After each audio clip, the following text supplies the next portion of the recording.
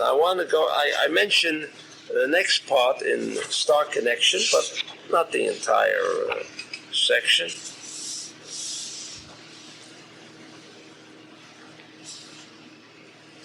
On the Zohar, page Samach Vav, 66, paragraph Kuf Ayin Gimel. The Zohar asks,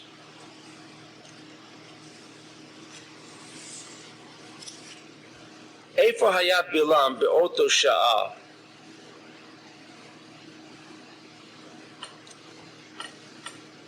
After Bilam did not succeed, in fact, what happened was, rather than curse the Jews, he said, Matovo Olecha Yaakov. Everything turned around, and it became, he actually uttered a blessing for the nation of Israel. Then it says, he went away. It doesn't say where he went. So the Zohar asks, Eifa haya Bilam ba'oto sha'a. Im torma b'Midyan, if you say he went to Midyan, hare katuv vata, now, hineni olech la'ami, v'im halach lo, mi natnu b'Midyan.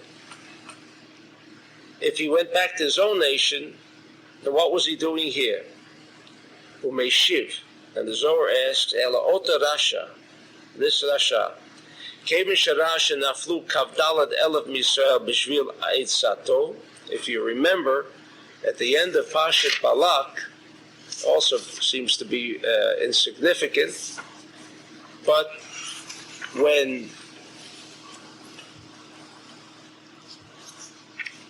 Bilam saw that he could not overcome the Jews, it says, Vayar Bilam in chapter 24 of Numbers, which is Parshat Balak, Vayar Bilam kito b'nei Hashem levarech et Yisrael. He saw that it was good, and he blessed them. And he said, Matovu. And then it says, V'ata ani hineni holech la'ami, Techai yasa asher yasa adam. And he gave an advice that only through, and they sent the most beautiful women of Midian to entice the Israelites. And at the end, the last, in chapter 25, it says, Vayu hametim b'magefa arba'a ve'esrim elef. And from all of this, and that's when Pinchas ben Elazar Kohen vayakam mitoch ha'edah v'yikach romach b'yado, and he killed the Nasi of Shevet Shimon, and 24,000 Jews died. Why did this plague come to Israel? Because Bilam provided the advice on how they can get the Jews by having them commit sexual acts which would open the door for the evil or the negative energy intelligences to take over, and they did, and it resulted in the death of 24,000 Jews. So the Zohar continues. When he saw Shenaflu Kav Dalad Elef Yisrael B'Shvil Atzato, because of his advice, Lafkid Habanot Sheteznena Im Yisrael Nitakef Sham, he didn't leave. It says that he was going back home, but the Zohar says no, he didn't leave. He remained. Vayarotze mehem skaro, and he wanted to get paid. He said, look, what's the difference? On a metaphysical level, I couldn't curse the Jews. It's true. In fact, I had to bless them. But what's the difference? How I caught them. Didn't I catch them with the death of 24,000? And wasn't it through my advice that they died? So I want to be paid. And so that's why he remained and said, I want to be paid. I did not fail in the purpose that I was summoned here. ובעוד שנתעכב שם, בא פנחס ושרי הצבאות שמה. And while he was there, he suddenly, pleading for his payment, he saw Pinchas and his army coming towards him. Kevin Shara Bilam et Pinchas, because when Bilam saw Pinchas, Parach Ba'avir, he flew into the sky. Literally. That's how I know that we can fly. Just from the Zohar, when I mentioned that in due time, in the very near future, that we will all be able to fly. It is only because we have already experienced flight, man flight. Anyway, Parag Bavir Ubeit Banav Imo. Together with his two sons. He didn't fly by himself. He flew together with his two sons, Yunos Viumbros. And if you want to say, but didn't they? Yunos Viumbros, incidentally, were the two sons of Bilam that instigated the golden calf, where again Jews died. Kihei masu et egel, because Yunus Viumbros, the two sons of Bilam, made the egel. Elakachayo vadai v'yipol mina'am bayom mahu kishloshet alfei Israel. And it said there in Shemot chapter 32, in the story of the egel, that 3,000, almost 3,000 Jews perished. So the Zohar asks, "V'chi lo yadu cheshbon katan hazeh, v'arei kama cheshbonot acherim, ramim ve'elyonim v'gedolim, yada hakatuv lemnot, v'kan katuv kishloshet alfei Yisrael." We just got through saying that how many people died in the plague of Bilam? 24. It does not say approximately 24, right? It says specifically 24,000. In the story of the Egel, it says kishloshet alafim, approximately 3,000. So the Zohar says, if they can count so specifically 24,000, suddenly the figure of 3,000 became too difficult to count, that the pasuk in the Torah has to say kishloshet alafim. That's what the Zohar asks.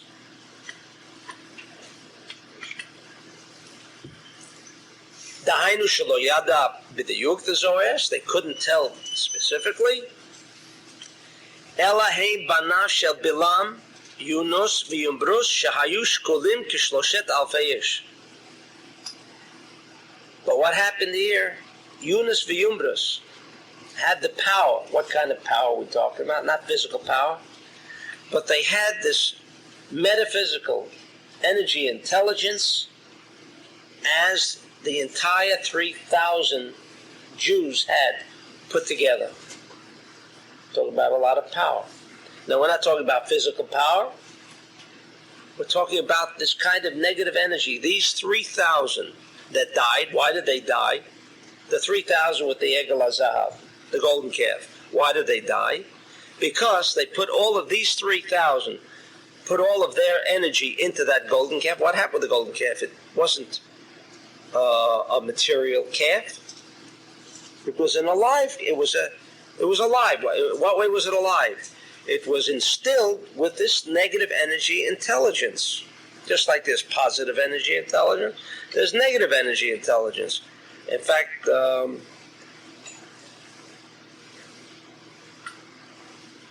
we also discussed on Shabbat, I think it was, the fellow in Germany. They, one of the boys, my boys asked, what was this, or I asked, well, who was he? What was he?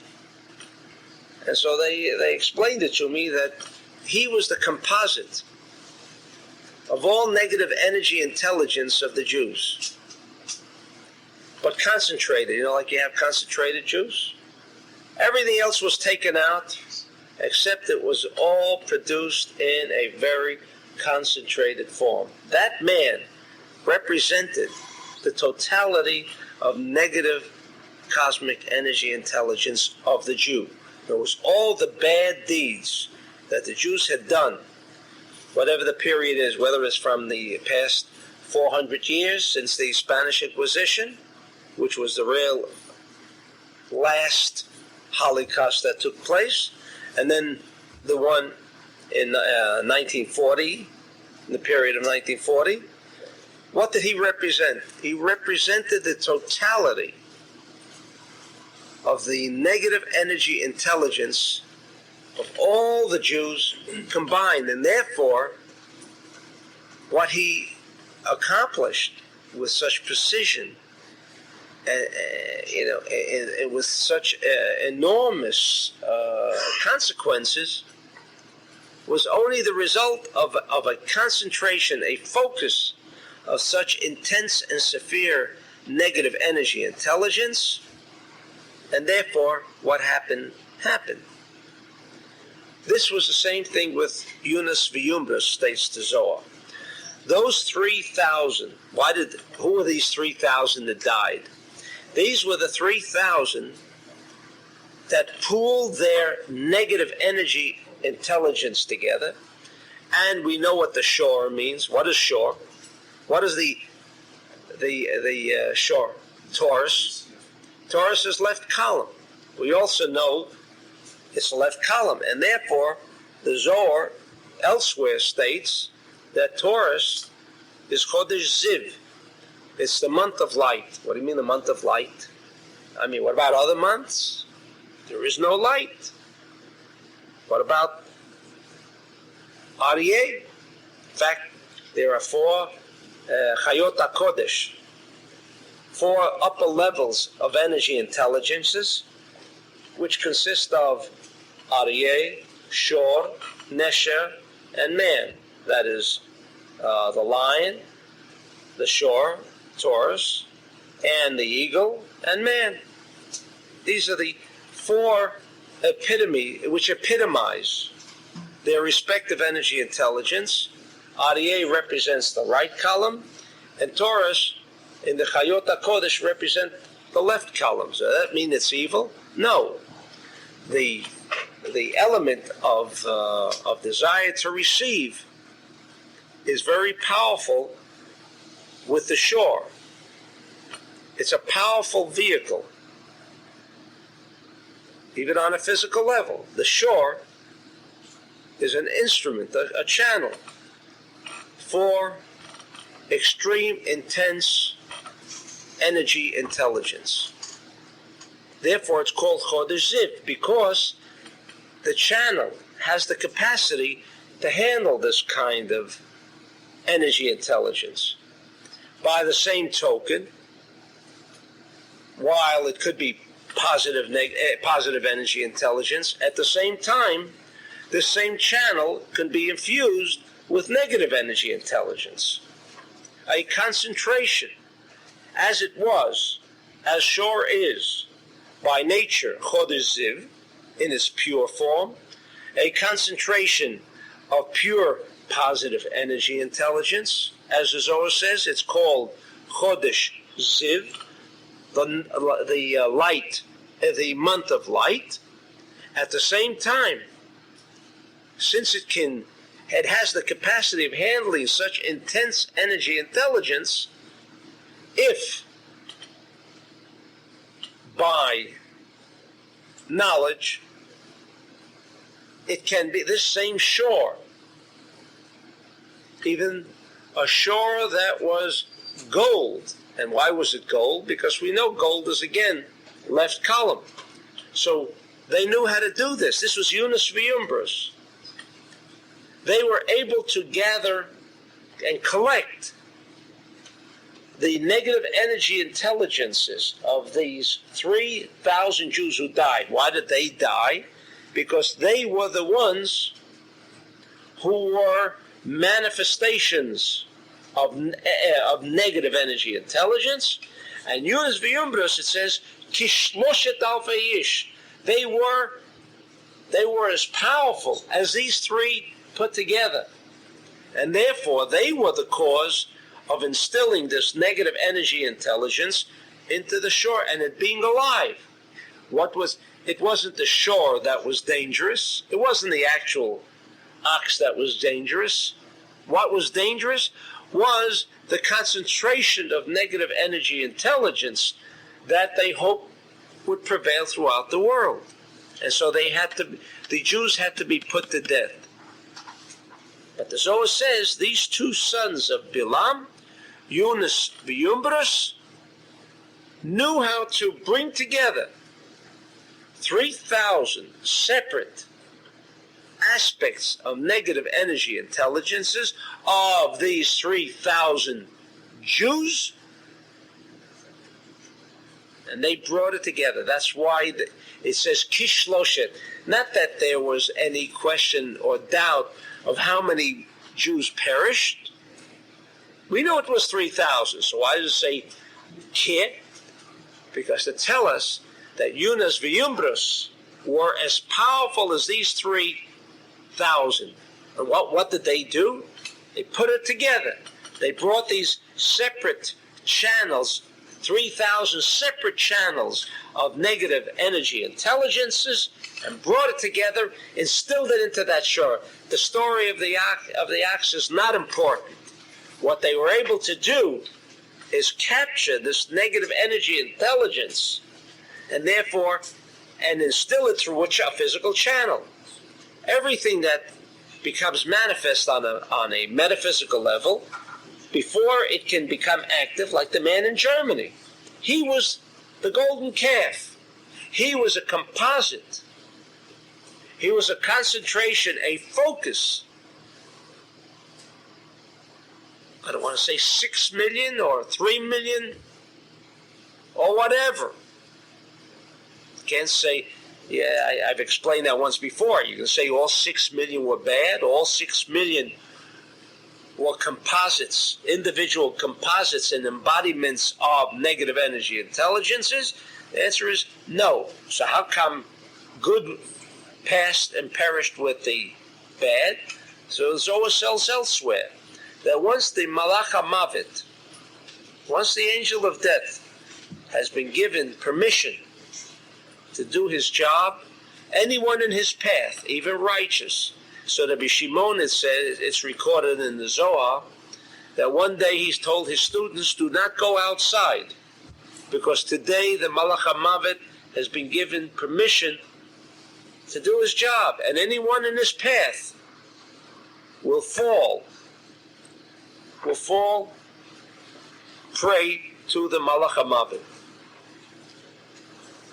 But whatever happened, this man was the embodiment in Germany of this negative energy intelligence as the shore, which is a powerful channel, was put to use by Yunus v'Yumbrus, as it was a channel for pure energy intelligence.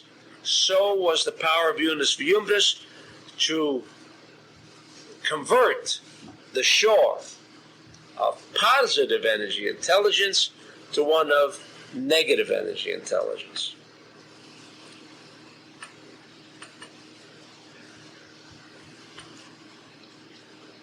All right?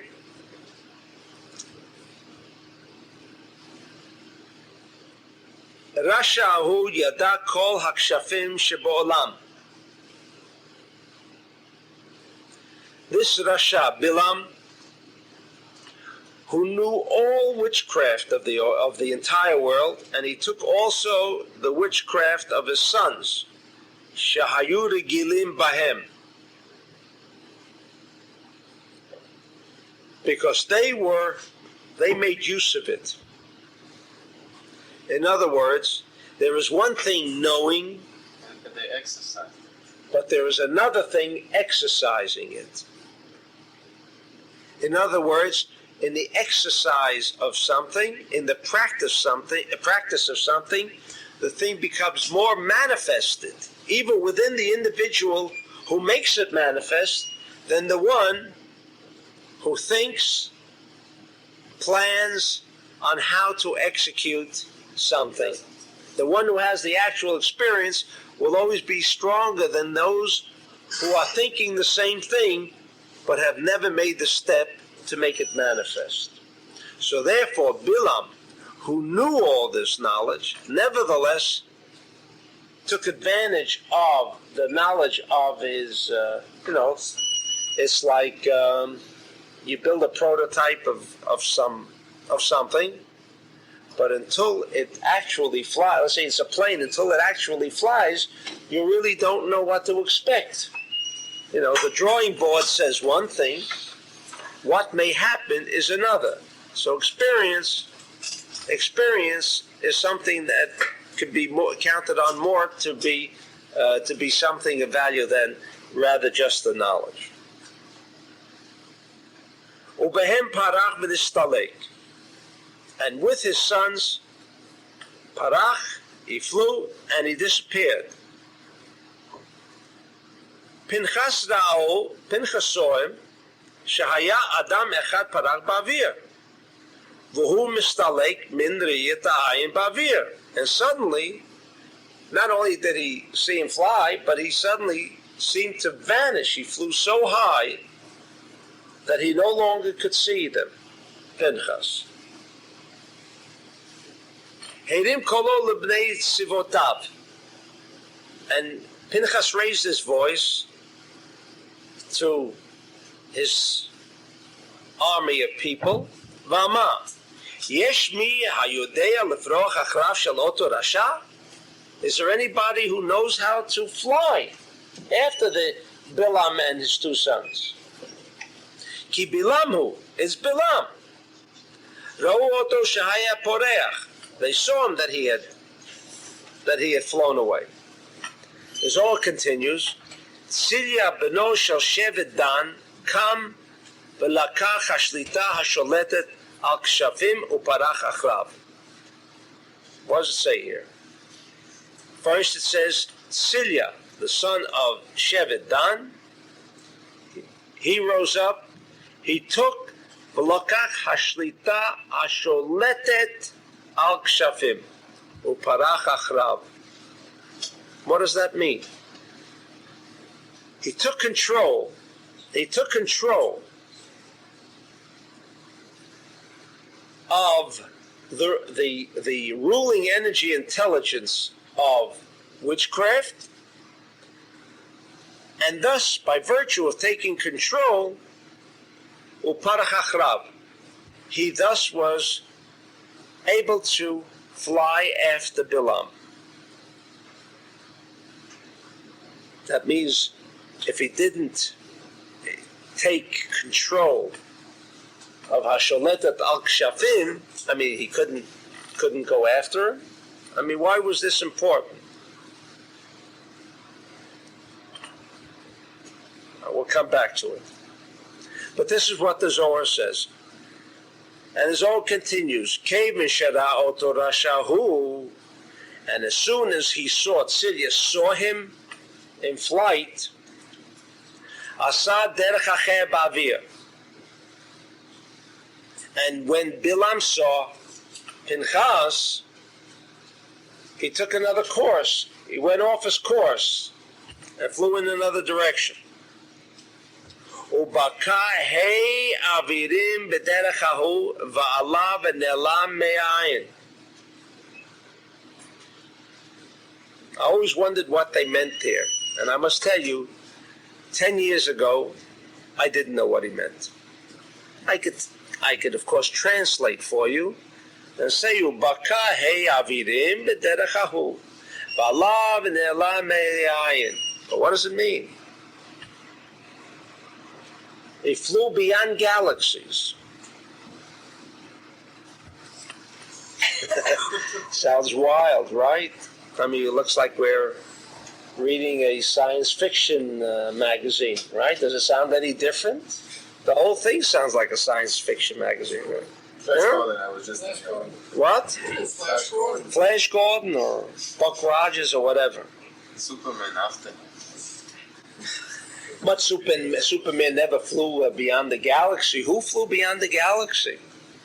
Even the Starship Enterprise, flew out of the Earth's atmosphere into the unknown. But I mean, did he ever go out of our galaxy? No. Now here, we're not talking about a starship. We're talking about a human being flying into other galaxies. I mean, no, it's enough to say that he's flying. All right, we may accept it. What about breathing? What about breathing? Does it become a problem? Right? I mean, walk on the moon. Walk on the moon, right? Walk on the moon. Friction. Friction. No friction up there, so there was no problem. No, but that's speed. What? That's fast. Once you're up there, then, there's no problem of friction. But even then, speed is limited. Don't it just go so fast in space? Physical matter.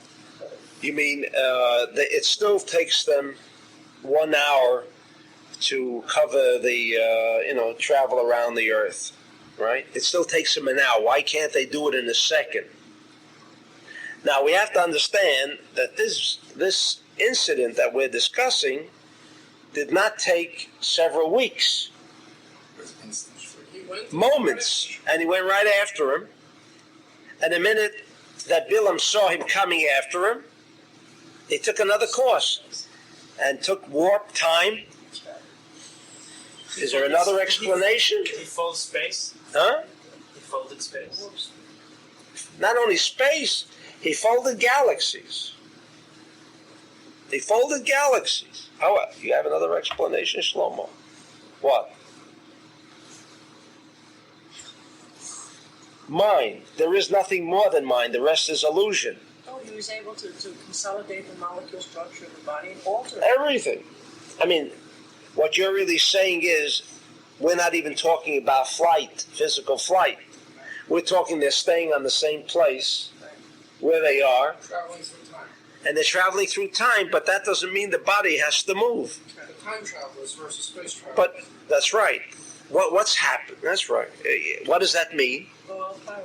That everything is really here. It's not out there. It's all here. Within here, they're traveling. That's right. Right here. That could be a nice explanation. So how did he disappear?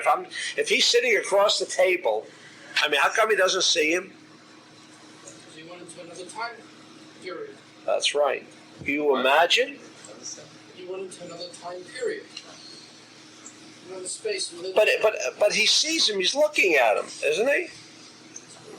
And he's across the table now. We're saying, not that as we see on television, warp time and you're somewhere else in an instant. But how do you explain away the fact that both are sitting next to each other? Pinchas sees Bilam, but they're in another space, right? Is what we're saying. They're in another misgeret, another frame of reference. But what about the fact that they're still sitting together? It's like knowing that what you're going to say. Yeah. What? Like before you're going to say something, I know what He you're gonna already say. knows that because they're traveling back in time. They're traveling forward in time. It's another dimension, right? In Star Trek, they had this. They had a show about this. Yeah, they did. They stole it. You mean? Most of them, I'm sure they did. But they had a space. They had a space traveler chasing a time traveler. A space traveler Chasing a time traveler. So one spaceship would go into space. The other one would stay there and just disappear and go into time. Right, and he disappeared. And by the way, one was matter, one was antimatter. If they would ever connect, the universe would be destroyed. Would be destroyed. But there's a situation like that with drugs. A lot of people that smoke marijuana or hash, when they see things happening, it's like it's happening in another dimension. Their movements are very slow, and they see themselves from outside the motion. And it means that they don't see themselves. They see as it, they but are. it's like slow. No, but they say they see themselves somewhere else. Well, they can see themselves there, but they can, like Rabbi Akiva, they look at themselves and say, if you want to. Out-of-body experience. But I'm getting back to the original question. But if we're talking about time travel, they're traveling in time only, right? Only in time, not in space-time. In other words, when Rabbi Akiva said to his body, he said, "Look, I'm not interested in eating. Me personally, the 99% of me, I don't have to eat, but the body you have to eat. So go ahead and eat, and I'll watch you." Right? That's the way that Rabbi Akiva used to handle the body experience. Right? He was totally devoid of that experience of eating. But the fact was that Rabbi Akiva still was observing the body. All right, he was outside the body, observing the body, eating. So I'm getting back to how do you explain away that here is Yunus V'Yumbrus and Bilam going through this time travel, not space travel, but time travel, right? They disappear. They're not here. They're running back. They're running back 10,000 years, or running forward 10,000 years. And now you can't catch up to them. But what about the fact that they're sitting across the table? You see, they don't have to move anymore, right? The 99%, the real stuff, because the 1%, that's an illusion, we say.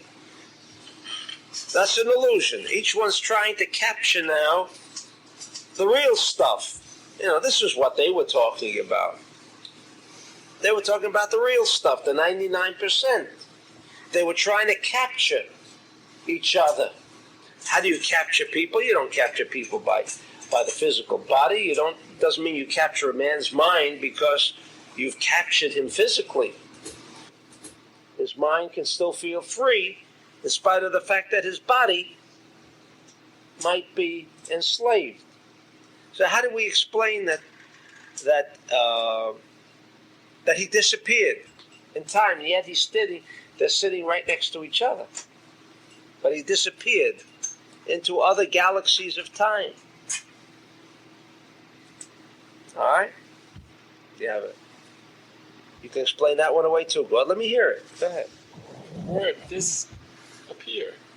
Disappear. Meaning? Just two words.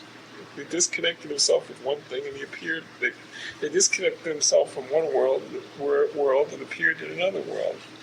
And once that is done, once that happens, They both, I guess, then the physical appearance really is not real. It's not real. Yeah. They are appearing now somewhere else. They disengage themselves. Both have disengaged themselves because we're not talking about Bilam or Pinchas out to capture these people on a physical level. This is how we began off the session. That everything the Torah is discussing is in the aspect of metaphysics. That's where the real world belongs.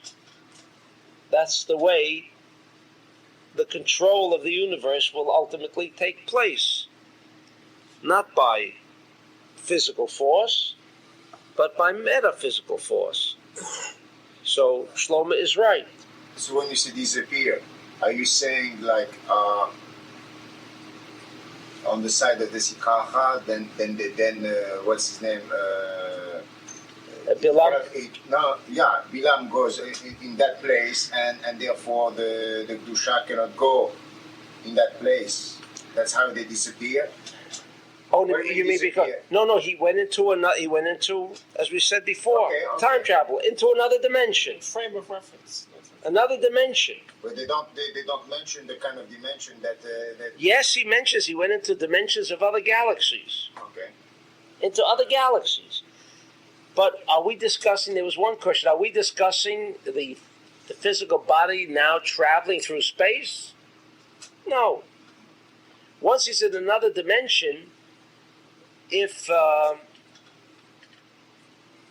that level, if Pinchas would, let's say, kill, now he's sitting across the table, and he'd kill Bilam, But Bilam already has experienced an out-of-body experience. His body. He would have killed the body, But but he didn't get the 99% of Bilam yet. He was all about About what you said about the Tumah, we'll get to that. We'll get to that because later on the Zohar is going to tell us that Pinchas could have killed Bilam with the Shem Havaya, with the Shemot, right? He didn't want to do it that way because because he did not want to make a connection. That's right. So that's beautiful. All right, but we'll discuss that. But what we're discussing right now, right? You probably read it when you read the Zohar. Sure. Last night. All right. So when he disappeared, the essence of Bilam was traveling in time travel, and it was not a question of of destroying Bilam on a physical level, because Bilam was in a position to have this out of body experience. So once you have that kind of out of body experience, then you could be traveling all over, of seeing everything in warp time. All right.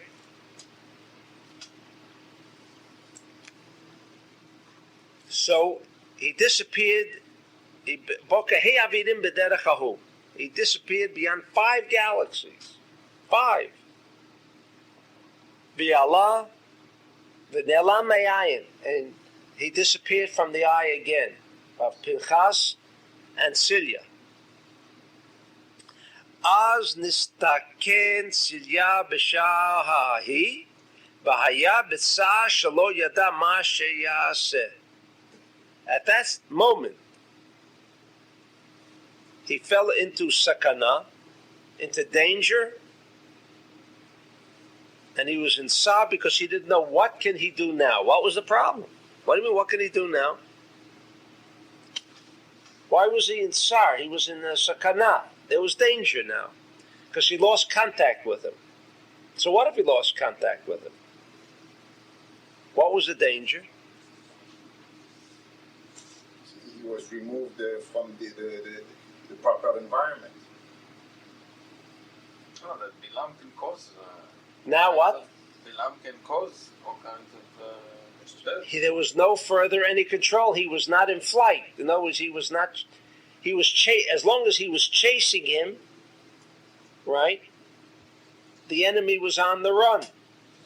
But the minute he lost sight of the enemy now had free reign to do whatever he wanted. That's what he felt. What is he going to do now? He could also be chasing him now. And he could be chasing him.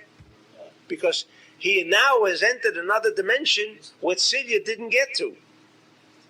And so he can destroy him coming in from another dimension. He wouldn't even know.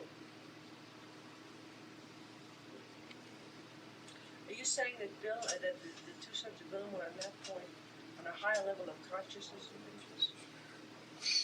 We don't know yet. They were certainly on a higher consciousness of Silya, right?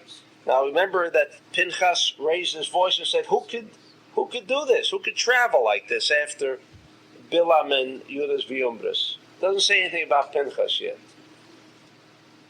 Anyway, Pinchas Heirim Kolo Elav. Pinchas raised his voice to Silya Va'amar.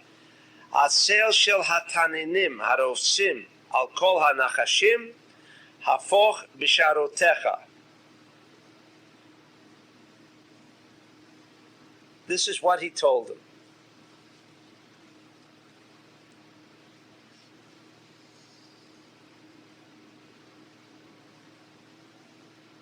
Miyad yadat Silya. Okay, he's going to explain it, so I don't have to go through it. Miyad, when he mentioned, when Pinchas mentioned this concept, which we will shortly discuss,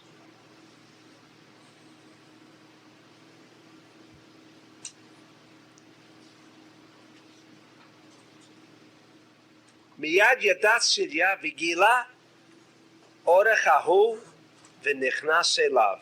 The minute that he mentioned this concept of the shadow of the Taninim mean reptiles, but in a sense, The reptiles are is the embodiment of negative cosmic energy intelligence. All right, the shadow of the taninim, the root of cosmic negative energy intelligence, arovtsim al kol hanachashim, that they are the ones that rovetz, more than just dominate. What's that? Hovers. Okay, that's right. On all of the nechashim, on all, again, snakes meaning the embodiments of cosmic negative energy intelligence. Hafoch b'sharotecha. Change in your gates. By uttering this, and there's we get onto a perush because it's not really clear. So Rabbi Ashlag will give us an explanation of it. But miyad yadat Silya, from that alone, Silya knew, and suddenly a new path opened up, was revealed to him. V'nichnas elav, and he went into it. He went into this path. You imagine he went into this path. Miyad nigale Bilam, and immediately Bilam became revealed. What? I mean, this is an exciting movie. V'yadu shneim lefnei Pinchas, and he brought him down. And he brought down Bilam. He brought him down. Okay? Let's see what the Zohar says. What Rabbi Ashlag says on this. Perush HaMama. Ki yadata sheshorosho shel kol hasitra achra v'atuma hu dveikotam b'smol b'li yamin. Do you know the root and the essence of all of the sitra achra v'atuma and all of the uncleanliness, or as we say, short-circuitedness of energy? Is there clinging to the left, which is not combined with the right? In other words, you have short-circuit energy is where you have short-circuit energy, that is where you have the sitra achra.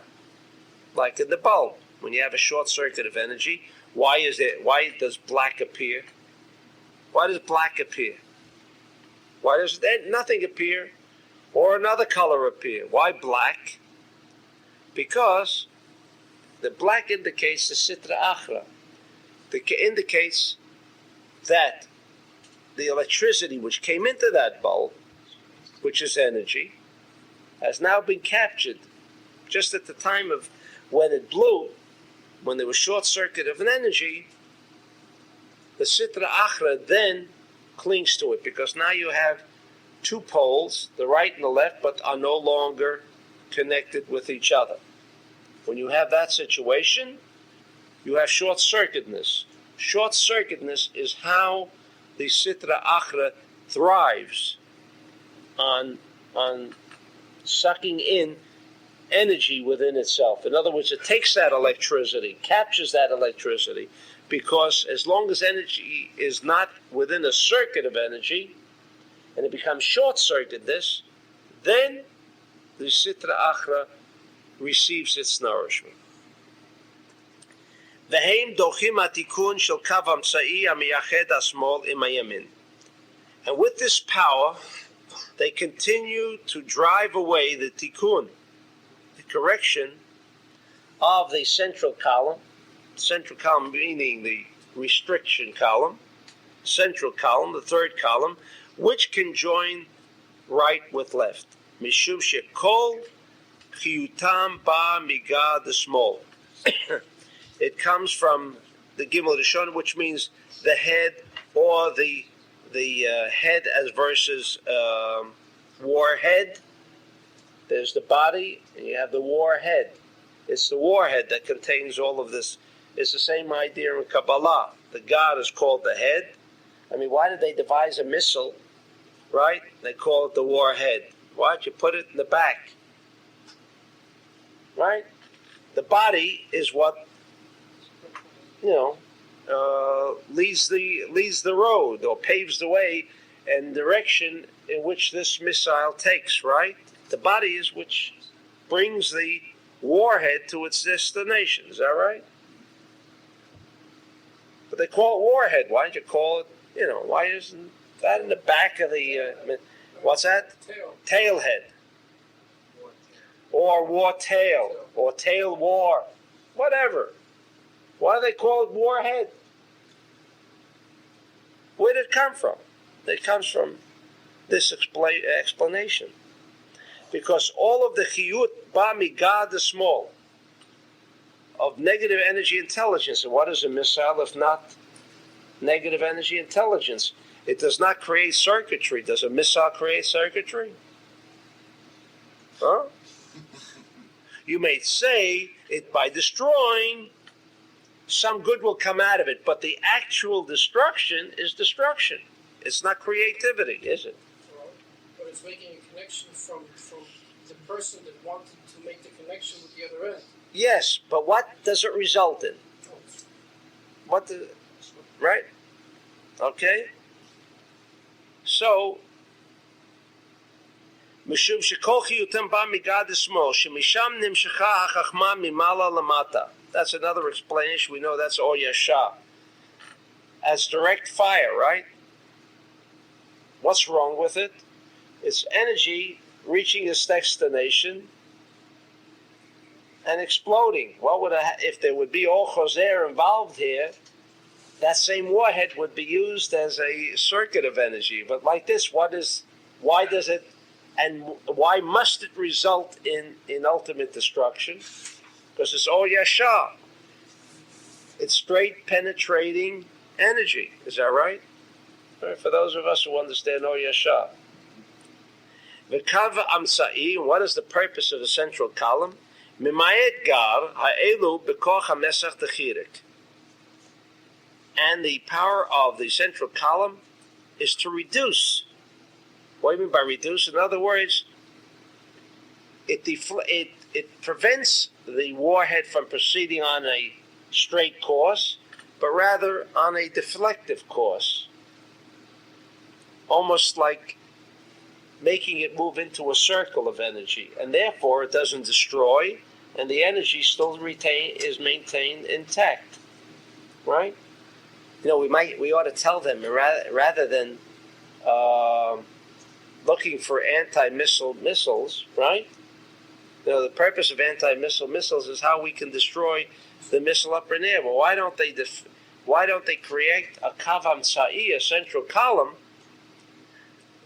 which can control that missile from becoming direct negative energy and turning it around and just making it go around in circles. Maybe something good would come out of that. Okay. And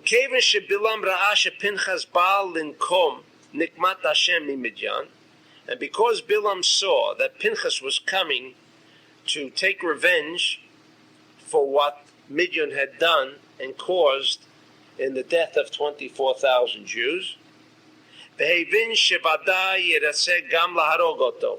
knew that not only was he coming to take revenge, but he was out to kill him. So thought Bilam. Az parach ba'avir, and therefore he flew in the air. He went out into not physical space travel, but into time travel. Hamechunot pricha ba'avir. Now Rabbi Ashlag is explaining, in case we had any doubts of how to explain the Zohar, this is the way he's explaining it. He went into another dimension. It's not that he literally, physically flew, but that the internal 99% achieved another dimension. So the word parach is not necessarily fly. It's kind of flowered from the word perach. From the word perach? Kind of flowered into another dimension. You know, a flower, when it's closed and it's not revealed, beautiful. It's one dimension. Then when it flowers, it goes into another. And how does something flower? How does something flower? When you have the seed, right? It's locked in. It's concentrated and locked in, but it's also locked in. That's right. When it can break out of that seed. Same thing what happens with with these people, like Pinchas and Bilam, what happened? The 99% was parach. It went out of the mizgeret, of the limited dimension of the body. And therefore he blossomed. Therefore the 99% blossomed. Okay, that's nice. V'lo od ela shene'elam me'ayin shel hakdusha. But it was to such a degree that he went into another dimension that even the kedusha, which means circuits of energy, as opposed to pure negative energy intelligence, which is not circuitry of energy, he disappeared from any contact of kavam sa'i. And this is what it means. Came the Chamal of Pinchas Barak Ba'avir, Utreim Baneo Ima.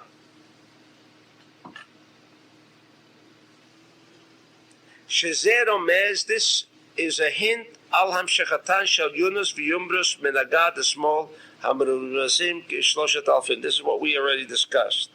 This was the power that they brought from the Egel, from the golden calf. Ki hachachma hi bebchinat aleph. Okay, that mitoch shachachma the tuma hishtuma. The wisdom or the energy of tuma is closed. Liota. What's that? What does that mean? Closed. There is no sharing. No continuum. There is no continuity. Okay. That's right. No continuity. No continuity. Liotam bebchinat ayin hara. What is ayin? He compares this to the aspect of ayin hara. What is ayin hara? Evil eye. What is evil eye? Evil eye that could be destructive. Evil eye is destructive, right? That's why we have the chut adom. We have the red string, right? To prevent evil eye. What does evil eye mean? What's destructive about evil eye? Somebody transferring their negative energy. How? How do they transfer that negative energy? From the word evil eye, I would imagine through the eye. Through the eye. Yes, that's explaining. That's translation. It's translation of evil eye. But isn't eye chachma? Yes, that's what he said. Eye is chachma. That's why it's so powerful. All right. Right. But why is it called evil eye? Why does it mean there's no continuity? Because what's transferred? I mean, how do we compare that? You want to answer that, kind? How do we compare this? Because what is evil eye? Evil eye means that if a person is lacking, let's say a person has no children, okay, has no children, and he observes somebody who has children, right? Person has no money. He observes someone who has money. A person who lacks something, period. And now observes someone who has that which he does not possess, right?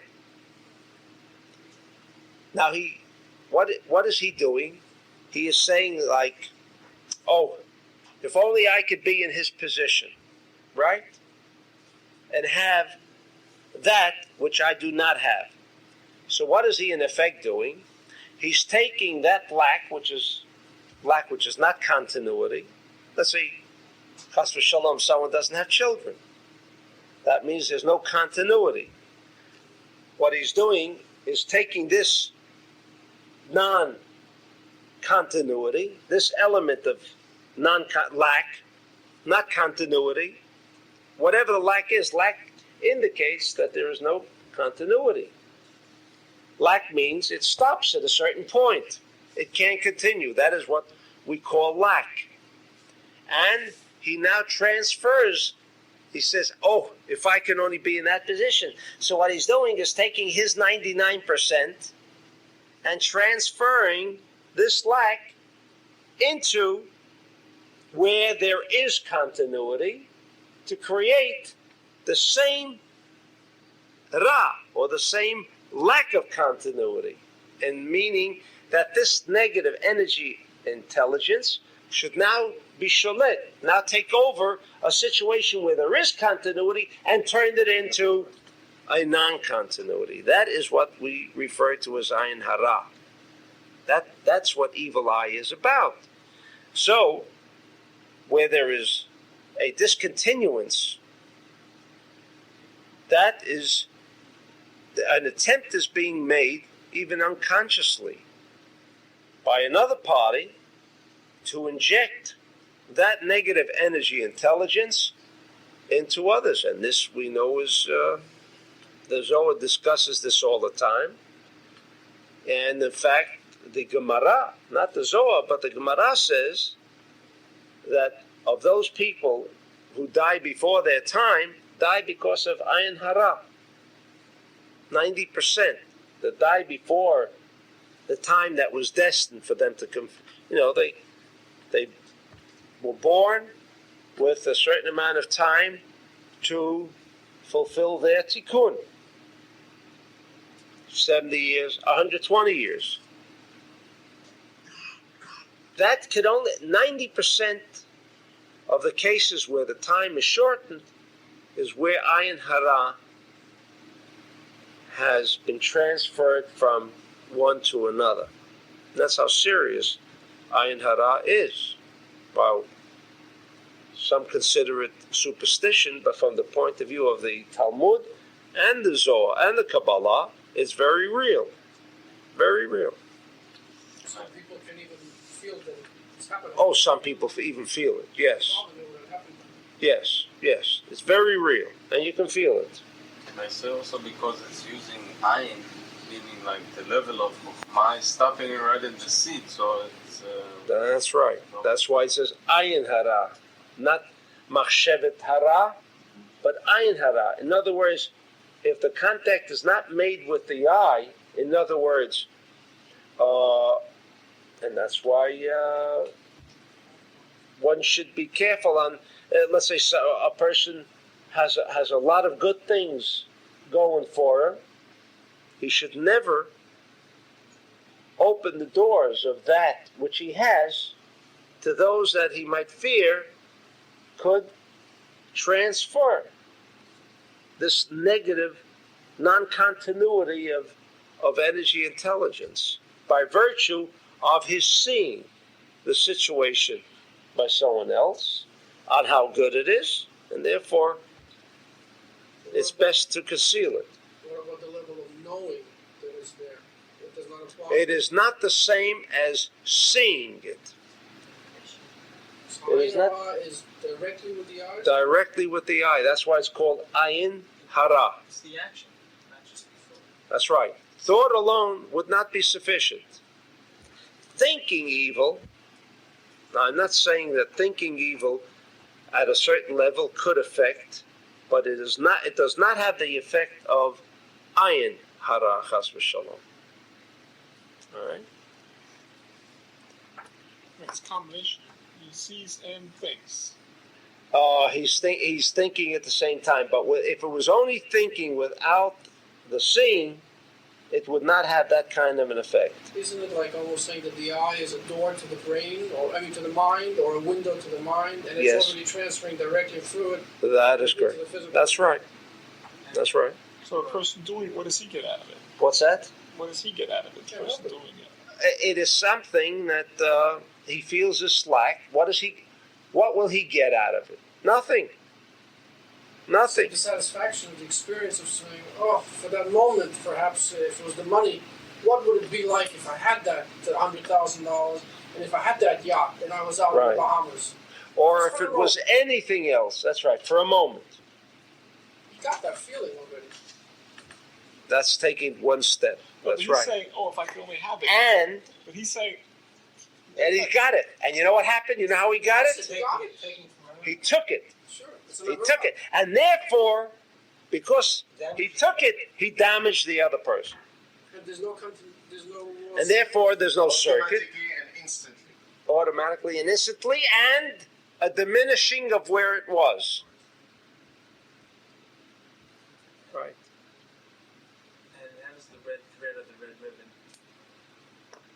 Well, Why?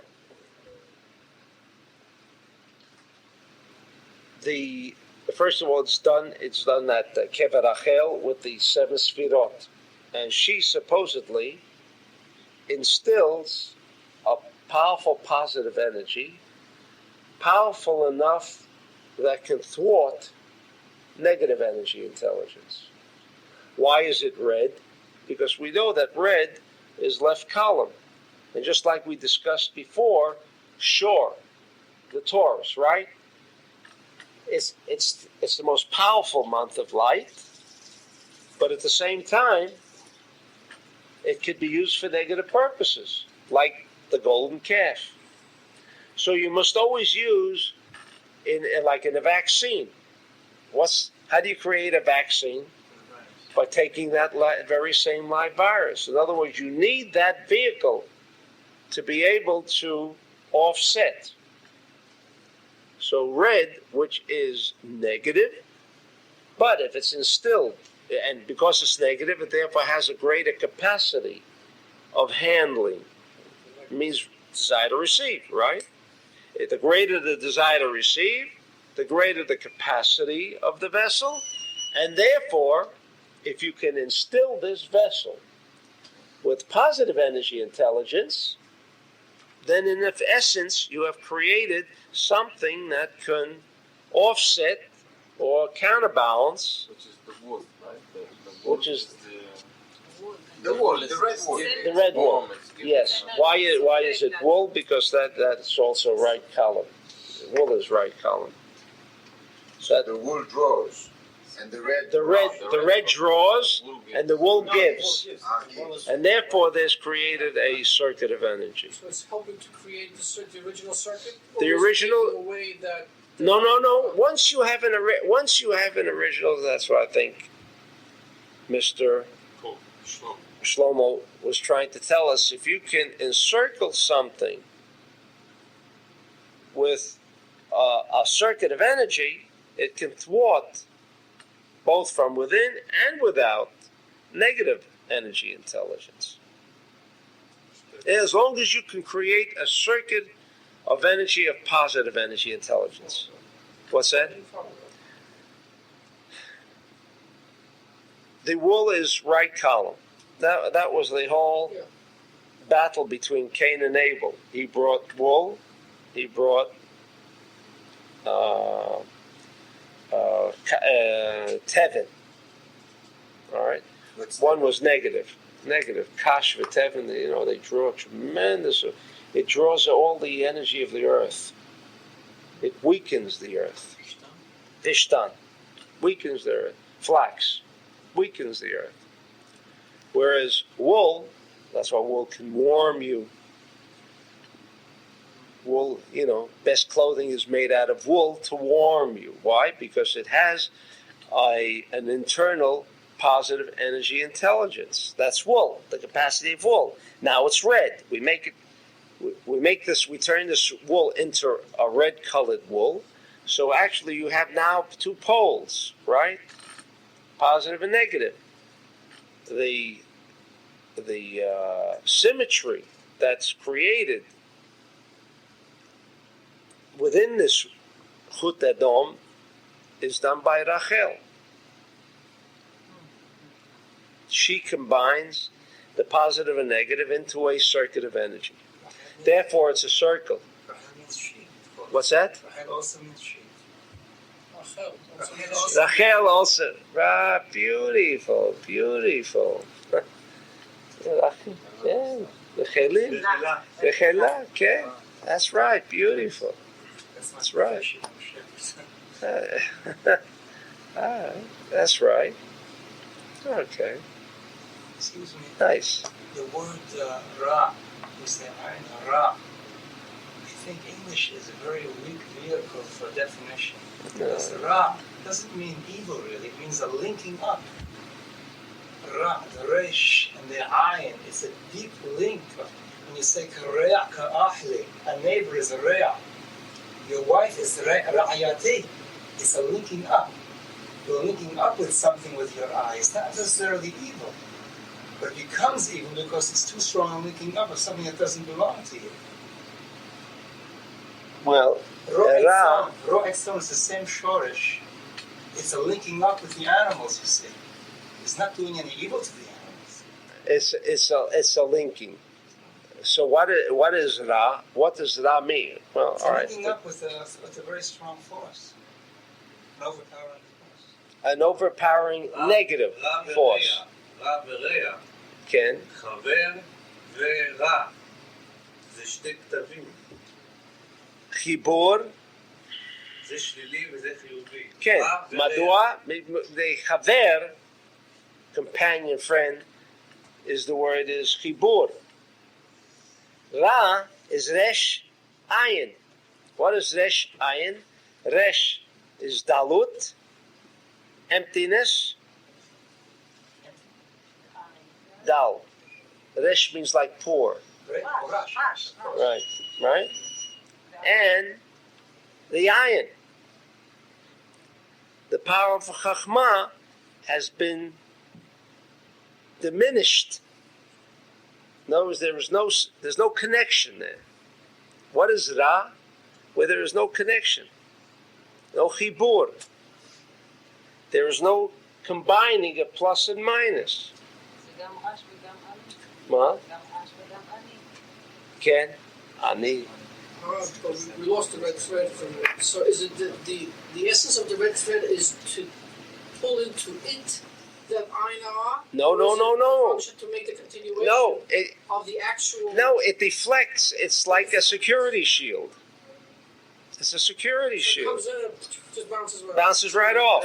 Magnetic field. It creates a magnetic field of positive energy intelligence, or what I like to call a security shield. Star Trek. And yeah, right. Doesn't allow Oh, and the Jedi, right? They had the security shield. If they could only pierce it. בשביל זה הוא היה צריך לבוא לשם. מלחמת מוחות לא צריך לבוא למקום. אפשר מרחוק לעשות מלחמת מוחות. מלחמת מוחות. מים. כן, מוחות, כן. הוא יוכל לבוא להישאר במדיין ולעשות את המלחמה משם. אבל עין הרע היה צריך לבוא במקום. עין הרע has to be out. Right. Yes. That's right. That's right. That's right. מלחמת מחשבות. That's right. Fly away and so on. But Ayin Hara had to be face to face.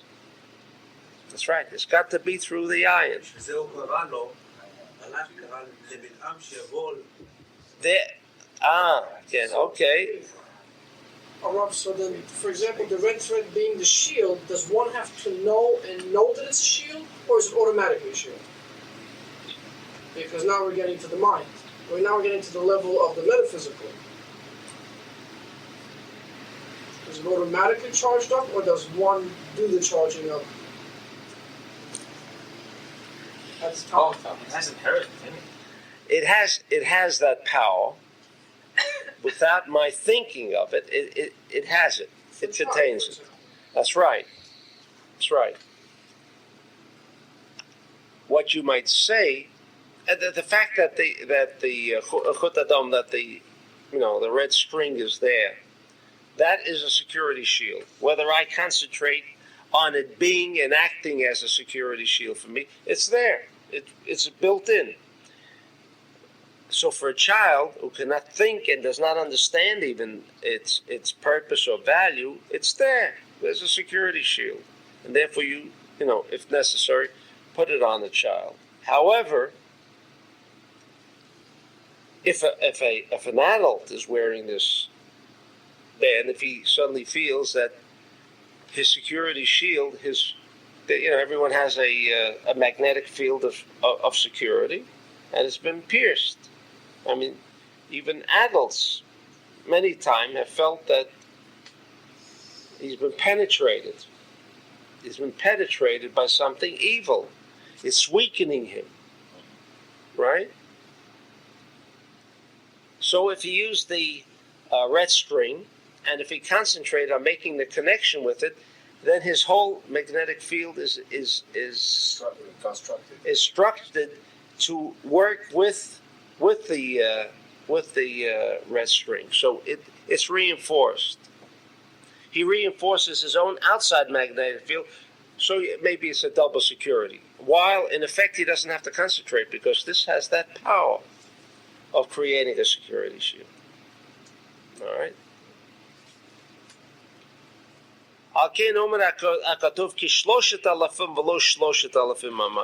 Okay.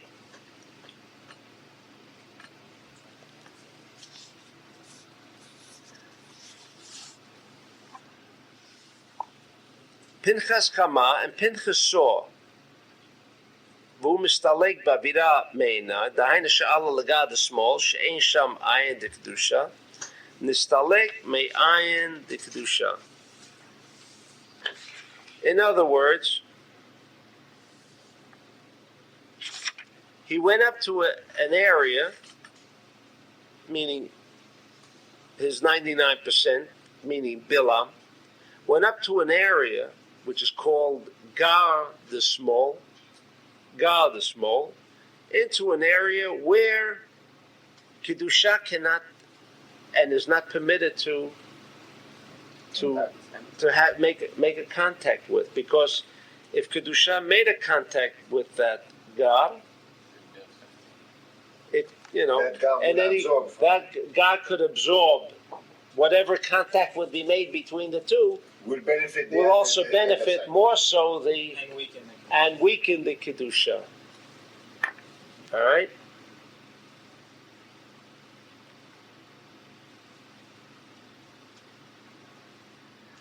Now he's also explaining. We said that the individual's name was Silya. What was his power? He sod hatzel shayut kei. Sail, it was a shadow. What do you mean by a shadow? It wasn't the essence of the thing, but it was like a spacecraft which embodied the Yud K. All right? Kitzilia ot yot sail, Yud K dahainu, kebchinat kav hamsa'id de kedusha, hamamayet kav asmol migar. In other words, the power of Tzilia was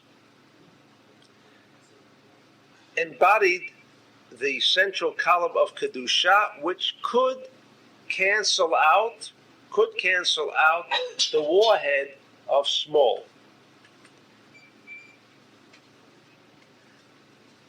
Alkein nirsham bot seil hazeh al agashlo. Okay, v'hu lakach koch hashlita shel kav hamsai. He took the central column force, which could. Remember, we said he took the force that ruled over witchcraft. Do you remember? We asked. I mean, what are we talking? What is he taking this force? But the force was central column force, and I don't want to go into that. We've learned enough about the power of central column force. We're discussing it now. I have one question about the central column. Is the central column the force that can touch this evil, or the central column force is not the positive. It removes the warhead. It removes the head of the left column. That can do it. It can do it. But from the positive cannot do that. The positive cannot do that. That's right. That was my question. That's right. Only the fact of restriction. That's why Celia was the appropriate. That's right. In fact, we might say that when is the warhead done away with?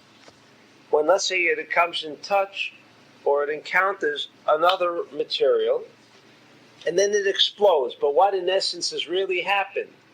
It was canceled out because there was something that went against it. Now that something may be destroyed in the process too. Right? But if it was the energy intelligence, the pure energy intelligence of Kavam Sa'i, it would not have been affected. It would have canceled out the warhead. This is going to be the, so what does Reagan do now? With laser beams, he can, those without physical contact, right? Light. Light will remove the warhead. Right? Light. The next step, what's the next step? Energy intelligence of Kavam Sa'i, of the central column.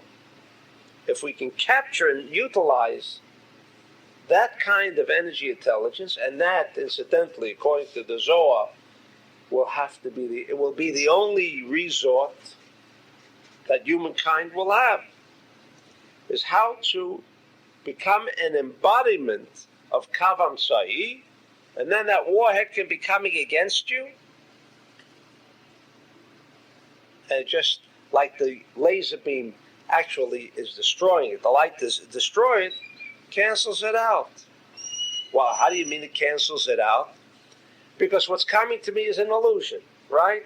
The physical part. If I can cancel out the illusion, the internal aspect is not dangerous. It's only that the warhead has been captured. It doesn't parach. Remember we spoke about parach? If it can get out, the warhead is the physical part that's, that can destroy. The internal aspect, if we can cancel out the physical part, would the internal part be dangerous? No, it wouldn't. So with central column energy intelligence, if we know how to capture that, and we are learning that. We're learning that in Talmud Sfirot. How are we learning it? We're structuring ourselves how to automatically make use of Kavam Sa'i. I want to buy a beautiful diamond watch gold watch for my wife, right? At that moment I say, wait a second. Why?